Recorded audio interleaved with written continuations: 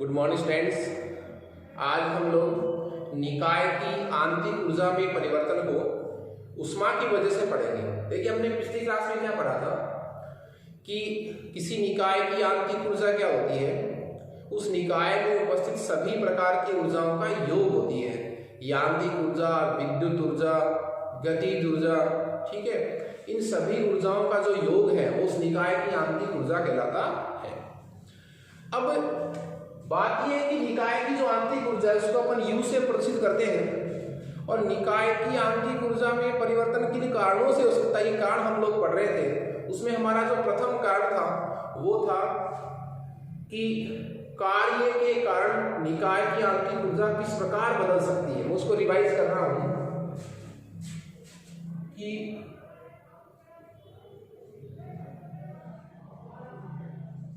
निकाय की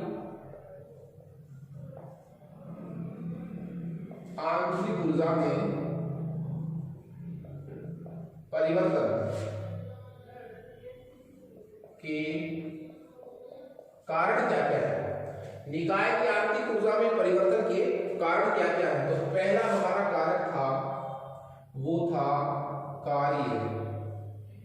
हमने इसमें जैकी जूल का नियम पढ़ा था कि किसी निकाय पर किया गया निश्चित कार्य उस निकाय की अवस्था में समान परिवर्तन लाता है, चाहे कार्य किसी भी विधि या स्रोत से किया गया हो। तो कार्य में हमने पढ़ा था कि यदि निकाय द्वारा कार्य हो, निकाय द्वारा क्या हो, कार्य हो, तब तो साइन कैसा आएगा, नेगेटिव। और निकाय पर कार्य हो तो साइन कैसा आएगा, पॉजिटिव। ठीक है।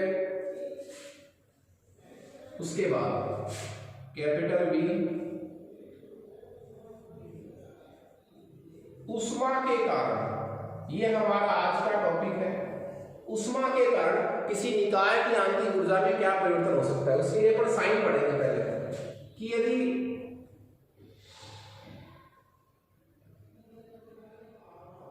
ऊष्मा का प्रवाह है, ऊष्मा का जो प्रवाह है वो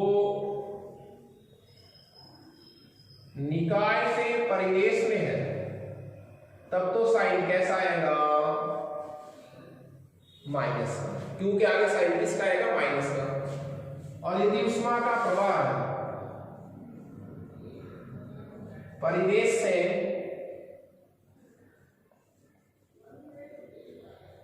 निकाय में हो, ऊष्मा का प्रवाह किससे हो, परिवेश से किसमें हो, निकाय में हो, तो साइन कैसा आएगा, बोलिए, प्लस का। ये दो बातें आपको याद रखनी है। तो निकाय की आंतरिक ऊर्जा में परिवर्तन कार्य द्वारा भी हो सकता है और ऊष्मा द्वारा भी हो सकता है। यदि मैं इन दोनों स्थितियों को एक साथ मिलाऊं कि निकाय की आंतरिक ऊर्जा में परिवर्तन कार्य द्वारा भी हो और ऊष्मा द्वारा भी हो, दोनों को एक साथ संबंधित करूं तो नया सूत्र बनता है। उसके लिए जिसको मैं सामान्य स्थिति कहूंगा, और वो सूत्र क्या है, वो सूत्र है del U Q plus W. Del U बराबर क्यू प्लस डब्ल्यू। ठीक है। देखिए, क्यू क्या है, ऊष्मा, डब्ल्यू क्या है, कार्य। इनके साइन चेंज होते रहेंगे। यदि निकाय में ऊष्मा आ रही है तो क्यू का साइन प्लस, निकाय से ऊष्मा परिवेश में जा रही है तो क्यू का साइन माइनस में। कार्य डब्ल्यू, यदि निकाय द्वारा कार्य हो रहा है तो डब्ल्यू का चिन्ह अपन नेगेटिव लेंगे, निकाय पर कार्य हो रहा है परिवेश द्वारा तो डब्ल्यू का साइन अपन पॉजिटिव लेंगे। और डीयू का मतलब क्या, आंतरिक ऊर्जा में परिवर्तन। क्लियर है। मैं यदि कोई विलगित निकाय लूं, आपको पता है जो कैसा निकाय होता है, विलगित निकाय। देखिए, ओपन सिस्टम, खुला निकाय तथा बंद निकाय, दोनों के लिए तो क्यू तथा डब्ल्यू जो है वो चेंज होंगे तो साइन भी चेंज होंगे, कुछ ना कुछ वैल्यू आएगी। लेकिन जो विलगित निकाय होता है, विलगित निकाय के लिए जो है वो QB0 तथा WB0 होता है। ये दो कंडीशन किसके लिए होती है? विलगित निकाय के लिए। तो विलगित निकाय के लिए Q बराबर भी 0 और W बराबर भी 0। क्यों? क्योंकि विलगित निकाय का उदाहरण मैंने आपको बताया था थर्मस फ्लास्क, और थर्मस फ्लास्क में तो उष्मा का प्रवाह होता है, आदान प्रदान होता है, ना कार्य का आदान प्रदान होता है। इसलिए P और W की वैल्यू जो है वो कितनी हो जाती है? 0। इसलिए विलगित निकाय के लिए आंतरिक ऊर्जा में जो परिवर्तन है वो भी कितना आएगा? 0। तो मैं यहां से स्टेटमेंट कह सकता हूं। स्टेटमेंट क्या कह सकता हूं कि एक विलगित निकाय की जो ऊर्जा है, आंतरिक ऊर्जा, ऊर्जा का मतलब क्या है? आंतरिक ऊर्जा, वो अपरिवर्तनीय होती है। क्या कह सकता हूं मैं इसको यहां से कि एक विलगित निकाय की जो एनर्जी है, एक विलगित निकाय की ऊर्जा, और ऊर्जा का मतलब क्या है आपको बता दूं मैं, आंतरिक ऊर्जा। एक विलगित निकाय की जो क्या है? आंतरिक ऊर्जा है, वो अपरिवर्तनशील होती है। एक विलगित निकाय की जो आंतरिक ऊर्जा है वो क्या होती है? अपरिवर्तनशील होती है सर। ठीक है, एक विलगित निकाय की ऊर्जा अपरिवर्तनशील होती है, या हमने यहां से सिद्ध भी कर दिया है। इसको हम ऊष्मागतिकी का जो है वो प्रथम नियम कहा जाता है। इसी बात को हम क्या कहते हैं? ऊष्मागतिकी का प्रथम नियम। ऊष्मागतिकी का क्या कहते हैं? इसको प्रथम नियम कहते हैं साहब। ऊष्मागतिकी का क्या कहते हैं? इसको प्रथम नियम। तो इसको ऊष्मागतिकी का प्रथम नियम कहते हैं। ठीक है, इसको दो तरीके से अपन बोल सकते हैं। ऊष्मागतिकी का जो प्रथम नियम है, ऊष्मागतिकी का जो क्या है? प्रथम नियम है, इसको मैं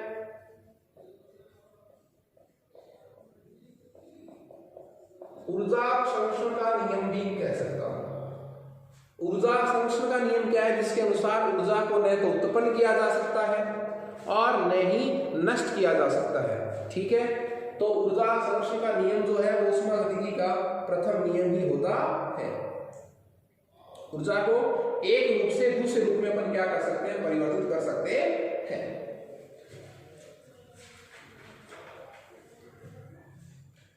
तो ये हमने इसका आधा टॉपिक तो कर पढ़ा था कि निकाय की आंतरिक ऊर्जा में जो परिवर्तन है वो कार्य द्वारा भी हो सकता है और ऊष्मा द्वारा भी हो सकता है।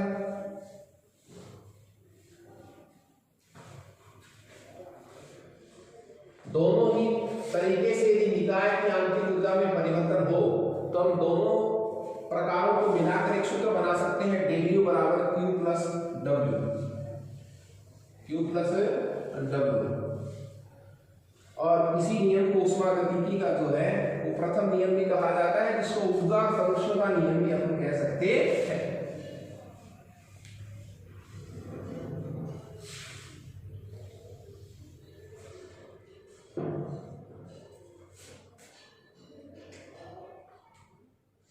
हाँ जी, देखिए इसके बाद हम एक बहुत छोटा सा टॉपिक पढ़ते हैं, इंटरेस्टिंग टॉपिक पढ़ते हैं, और वो है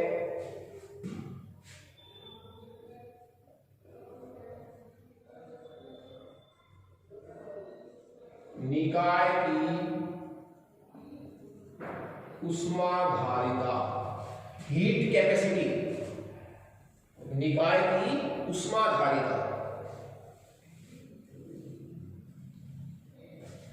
देखिए ऊष्माधारिता का आप शाब्दिक अर्थ निकालिए।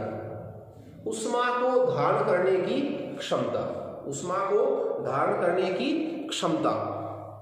तो जो निकाय, जो पदार्थ ऊष्मा को जितना ज्यादा धारण करेगा उसके ताप में वृद्धि उतनी कम होती है।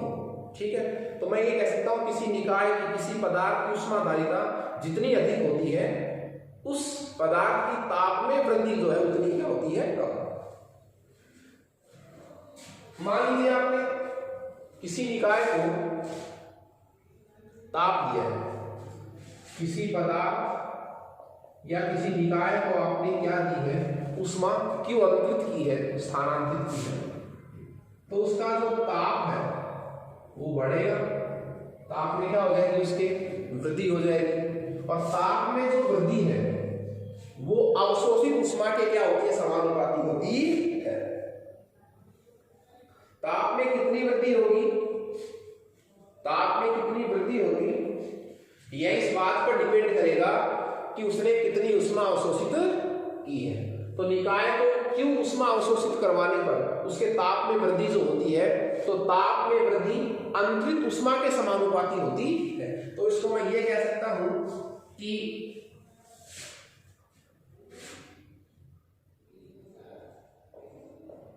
निकाय के ताप में वृद्धि, निकाय के ताप में वृद्धि, जिसको मैं डेल टी से रिप्रेजेंट कर सकता हूं, निकाय के ताप में वृद्धि निकाय द्वारा अवशोषित, निकाय के ताप में वृद्धि कोमा निकाय द्वारा अवशोषित ऊष्मा Q, अवशोषित ऊष्मा Q के समानुपाती होती है, समानुपाती होती है। तो मैं ये कह सकता हूं Q समानुपाती डेल टी, Q समानुपाती डेल टी। समानुपाती का जब मैं साइन हटाऊंगा तो एक नियतांक लगाऊंगा C, C डेल टी। यहां C एक गुणांक है जिसे निकाय की ऊष्माधारिता कहा जाता है। निकाय की क्या कहा जाता है, ऊष्माधारिता। तो देखिए Q क्या है, निकाय द्वारा अवशोषित ऊष्मा, C निकाय की ऊष्माधारिता, डेल टी निकाय के ताप में होने वाली वृद्धि। यहां से मैं आपको एक बात कह सकता हूं कि यहां से यदि मैं C का फॉर्मूला लगाऊं, इसका फॉर्मूला लगाऊं यदि है C का, तो C का फॉर्मूला क्या आएगा, C बराबर Q डेल टी। इस सूत्र में लगा सकता हूं यहां से, क्या C बराबर क्या हो गया, Q डेल टी। अब सूत्र हो गया Q डेल टी, तो यहां से आप क्या लगा सकता हूं कि देखिए यदि क्या अधिक है, ऊष्माधारिता, यदि क्या अधिक है, ऊष्माधारिता, ऊष्माधारिता अधिक है तो ताप में वृद्धि क्या होगी, कम, ताप में वृद्धि क्या होगी, कम। यदि ऊष्माधारिता अधिक है तो ताप में वृद्धि क्या होगी, कम। क्लियर है। तो C अधिक है तो ताप में वृद्धि क्या होगी, कम। ठीक है, इसीलिए देखो, इसी कारण जल की, आपको पता है जल की जो ऊष्माधारिता है वो क्या होती है, बहुत अधिक होती है। इसीलिए जल के ताप में जो वृद्धि है वो क्या होती है, कम। एक छोटा सा एग्जांपल सुन लीजिए आप, देखिए ऊष्माधारिता से समझने के लिए या अवशोषित ऊष्मा और ताप में वृद्धि, ऊष्मा कितनी धारण करेगा, कब वो गर्म, में से अपने छोटा सा एग्जांपल ले सकते हैं। देखिए आप एक तो स्टील की पाइप है, स्टील की रोड है या पीतल की मान लीजिए, एल्यूमिनियम की मान लीजिए,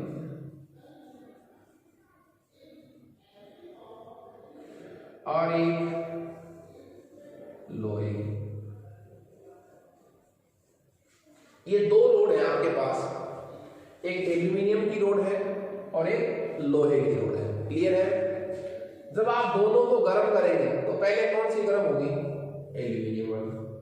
लोहे की थोड़ी देर से गर्म होगी। क्यों?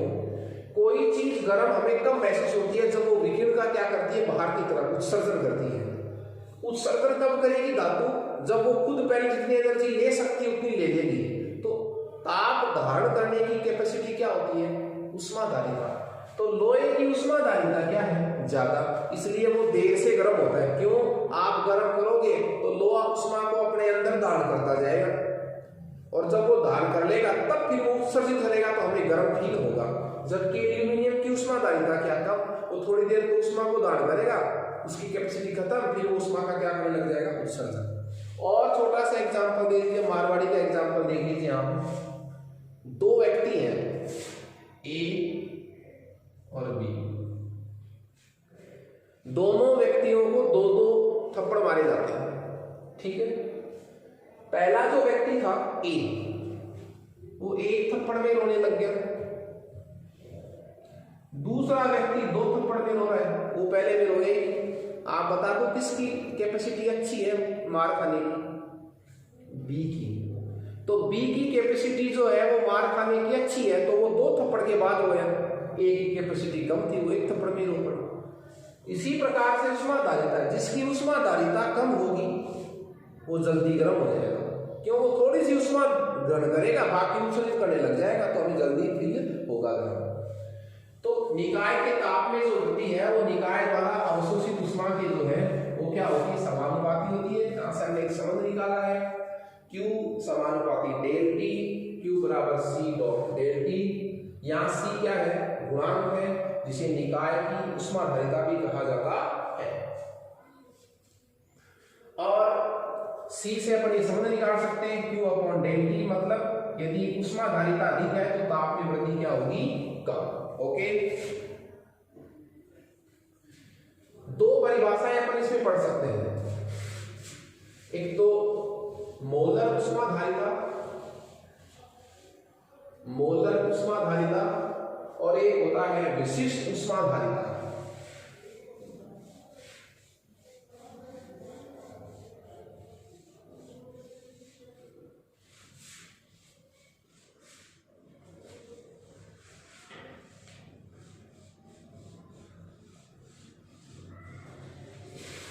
दो परिभाषाएं मैं इसमें डिस्कस करूंगा।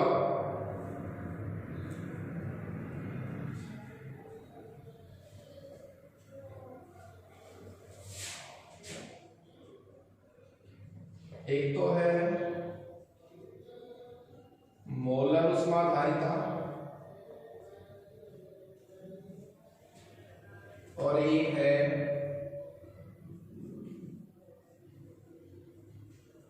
विशिष्ट उष्माधारिता। विशिष्ट उष्माधारिता, ठीक है। दोनों की परिभाषा देखिए आप। एक मोल पदार्थ का ताप, एक मोल पदार्थ का ताप 1 डिग्री सेंटीग्रेड बढ़ाने के लिए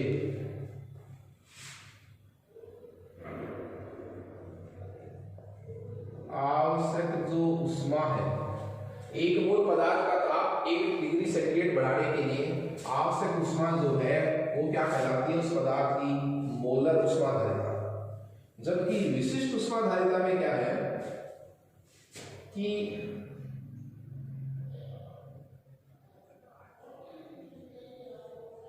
एक मोल पदार्थ का ताप या इकाई मोल, या क्या कह सकते हैं अपन? इकाई मोल, ठीक है। इकाई द्रव्यमान के किसी पदार्थ का ताप इकाई डिग्री सेंटीग्रेड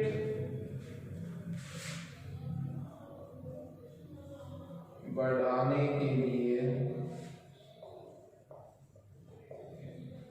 आवश्यक उष्मा की जो मात्रा है वो क्या कहलाती है? विशिष्ट उष्मा धारिता। ये दो परिभाषाएं थी जो उष्मा धारिता से संबंधित थी। उष्मा धारिता का फॉर्मूला आपको याद रखना है।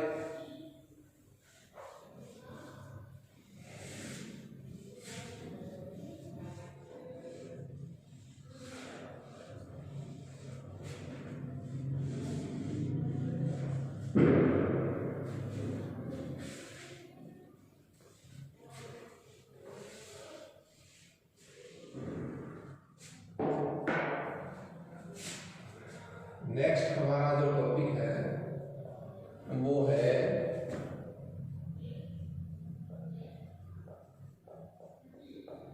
आदर्श गैस के लिए सीपी तथा सीवी में संबंध। आदर्श गैस के लिए सीपी व सीवी में संबंध। पहले तो हम ये पढ़ेंगे कि सीपी और सीवी होता क्या है।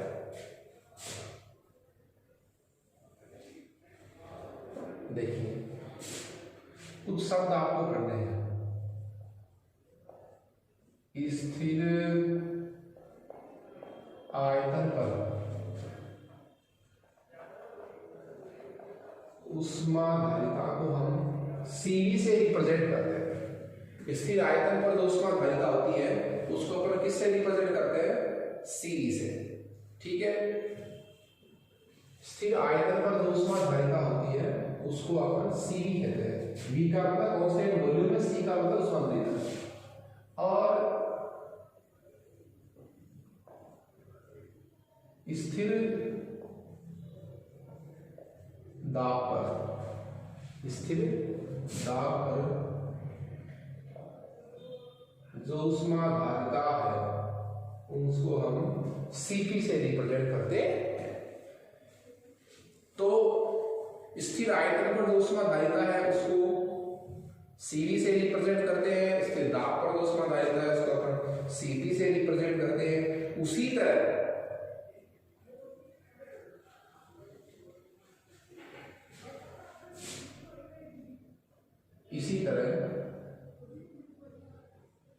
स्थिर आयतन पर जो अवशोषित उष्मा है उसको किससे रिप्रेजेंट करते हैं? क्यूवी से। किससे रिप्रेजेंट करते हैं? क्यूवी से। और स्थिर दाब पर जो उष्मा धारिता है, स्थिर दाब पर जो क्या है उष्मा धारिता है वो स्थिर दाब पर जो अवशोषित उष्मा है उसको हम क्यूपी से रिप्रेजेंट करते हैं। ये चार आपको टर्मिनोलॉजी याद रहनी चाहिए कि स्थिर आयतन पर उष्मा धारिता को सीवी से रिप्रेजेंट करते हैं, स्थिर आयतन पर अवशोषित उष्मा को क्यूबी से, स्थिर दाब पर उष्मा धारिता को सीपी से, स्थिर दाब पर अवशोषित उष्मा को क्यूपी से। कुछ फॉर्मूले। स्थिर आयतन पर जो अवशोषित उष्मा है क्यूबी, यहां से हम उष्मा धारिता का फॉर्मूला भी पढ़कर आए हैं। क्यू बराबर क्या होता है? सी। जब स्थिर आयतन पर उष्मा अवशोषित है तो स्थिर आयतन वाली उष्मा धारिता डेल टी। स्थिर दाब पर अवशोषित उष्मा जिसको मैं क्यूपी कहूंगा वो क्या हो जाएगा? CP del T. इस सूत्र हम कहां से लाए हैं? पिछले वाला टॉपिक हमने पढ़ा था उष्मा धारिता का, वहां से लाए हैं। तो स्थिर आयतन पर अवशोषित उष्मा Q CV dot del T और स्थिर दाब पर अवशोषित उष्मा क्यूपी बराबर सीपी डॉट डेल टी। अब देखिए स्थिर आयतन पर जो अवशोषित उष्मा होती है क्यूई वो बराबर होती है निकाय की आंतरिक ऊर्जा के बराबर। समझिए आप, स्थिर आयतन पर जो अवशोषित ऊष्मा होती है वो निकाय की आंतरिक ऊर्जा के बराबर होती है, जबकि स्थिर दाब पर जो अवशोषित ऊष्मा होती है वो एंथैल्पी में परिवर्तन डेल एच, अभिक्रिया ऊष्मा में परिवर्तन के बराबर होती है। अब एक मोल आदर्श गैस के लिए एक संबंध आपने पढ़ा होगा,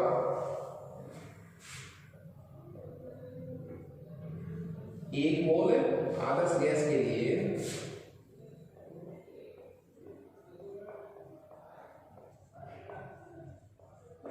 संबंध क्या होता है, डेल एच बराबर डेल यू, डेल एच बराबर del U plus del PV, ये सूत्र होता है। एक मोल आदर्श गैस के लिए संबंध हम ले आए हैं, डेल एच बराबर del U plus del PV. इसको आप समझ गए होंगे। स्थिर आयतन पर ऊष्मादायिता को सीडी से, स्थिर दाब पर ऊष्मादायिता को सीपी से रिप्रेजेंट करते हैं। स्थिर आयतन पर अवशोषित ऊष्मा क्यूवी, स्थिर दाब पर अवशोषित ऊष्मा क्यूपी। फिर दो फॉर्मूले हमने पढ़े हैं कि स्थिर आयतन पर जो अवशोषित ऊष्मा क्यूवी है उसका फॉर्मूला क्या लिखेंगे, क्यू बराबर फॉर्मूला भी पढ़कर आए पीछे, क्यू बराबर सी डॉट डेल टी होता है, तो स्थिर आयतन क्या, स्थिर आयतन लगा दी। इसी तरह स्थिर दाब पर अवशोषित ऊष्मा का फॉर्मूला क्या हो जाएगा, क्यूपी बराबर सीपी डॉट डेल टी।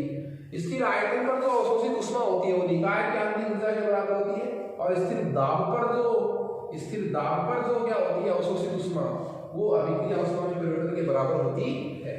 एक मोल आदर्श गैस के लिए अपन ये समीकरण लिख सकते हैं, चूंकि पीवी बराबर क्या होता है एनआरटी, एक मोल के लिए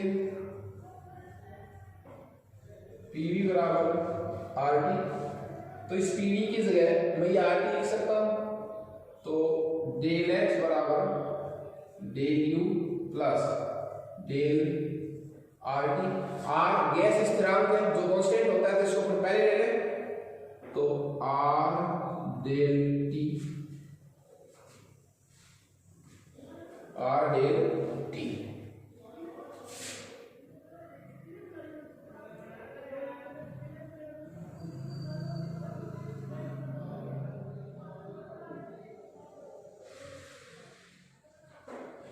डेल एच बराबर del U plus R del T. Del H और डेल यू के मान अपन यहां से रखेंगे सर, यहां से अपन किसकी वैल्यू रखेंगे, डेल यू की और किसकी, डेल एच की वैल्यू रखिए आप डेल एच की, तो सीपी डॉट डेल टी बराबर डेल यू की value CV dot del T plus R del T. यहां से डेल टी कॉमन आ जाएगा, सीपी डॉट डेल टी बराबर, यहां से डेल टी कॉमन आ जाएगा, तो del T C plus R, ठीक है। डेल टी से डेल टी कट जाएगा, तो ये हो जाएगा सीपी बराबर सी प्लस आर, ये प्लस का इधर ले आओ तो सूत्र क्या हो जाएगा, Cp माइनस Cv बराबर R। तो आदर्श गैस के लिए Cp व Cv में संबंध क्या आया, Cp माइनस Cv बराबर R। किया कुछ नहीं है, एक मोल आदर्श गैस के लिए फॉर्मूला आपको याद रखना है, डेल एच बराबर del U plus del PV, PV की जगह आरटी लिख दिया, डेल एच और डेल यू के फॉर्मूले मैं यहां से लाया, जिसको मैंने आपको पहले भी कंफर्म कर दिया। Okay, thank you students.